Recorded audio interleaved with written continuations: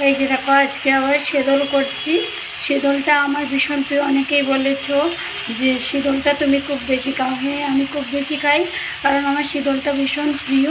ওই জন্য দেখো আজকে আবার করছি। শশা খোসা যেগুলো হয় না, সেগুলো কুচো কুচো করে আর আলু কুচো কুচো করে সেগুলো দিয়ে করছি আজকে দেখো। আর ওখানটাতে শীতলটা সেদ্ধ করে রেখেছি। দেখো এবার আমার পুরো রান্নাটা কমপ্লিট, আমি খেয়েও নিয়েছি। তো রান্নাটা কমপ্লিট করার পর আমি তোমাদেরকে দেখাতে পাইনি, খুব তাড়াহুড়ো ছিল আর হাজব্যান্ড বলছিল খাবার দিয়ে দেওয়ার জন্য। ওই জন্য মানে আমি আর তখন ভিডিও করতে পারিনি। তো কেমন হলো জানিও। আমি তো খেয়েছি, টেস্টি হয়েছে, কিন্তু শীতলটা একটু কম ছিল। রান্নার আগে খেয়াল করিনি শীতলটা যে শেষ হয়ে গেছে।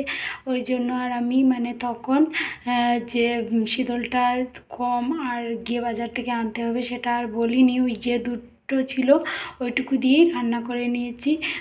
তো টেস্টি হয়েছে, কিন্তু একটু শীতলটা কম হয়েছে। তো দেখো পুরো রান্নাটা কমপ্লিট, খাওয়াও কমপ্লিট, আর এখন ভিডিও করছি। তখন কিন্তু তেমনভাবে টাইম পাইনি। আর সবাইকে বলছি আমি কিন্তু বেশি বড় ভিডিও করি না। যারা দেখবে প্লিজ আমার পুরো ভিডিওটা স্কিপ না করে দেখো।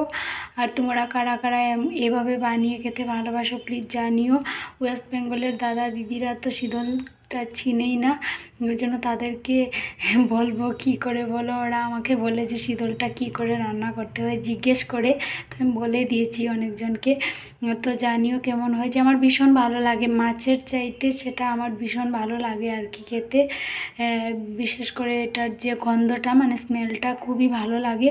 ওই জন্য তো তোমরা সকলে জানিও কেমন হয়েছে কালার দেখে। শীতলটা যদিও কম হয়েছে কিন্তু টেস্টি হয়েছে। আর এমনিতে আমি শীতলটা একটু টেস্টি করেই বানাই, অন্য কিছুর চাইতে আর কি এটা টেস্টি হয়। তো আজকের ভিডিওটা এতটুকুই। তোমরা সকলে খুব ভালো থেকো আর আমার ভিডিওটা পুরো ভিডিওটা দেখো স্কিপ না করে। সবাই খুব খুব ভালো থেকো। আজকের মতো এখানেই বিদায় নিচ্ছি, টাটা।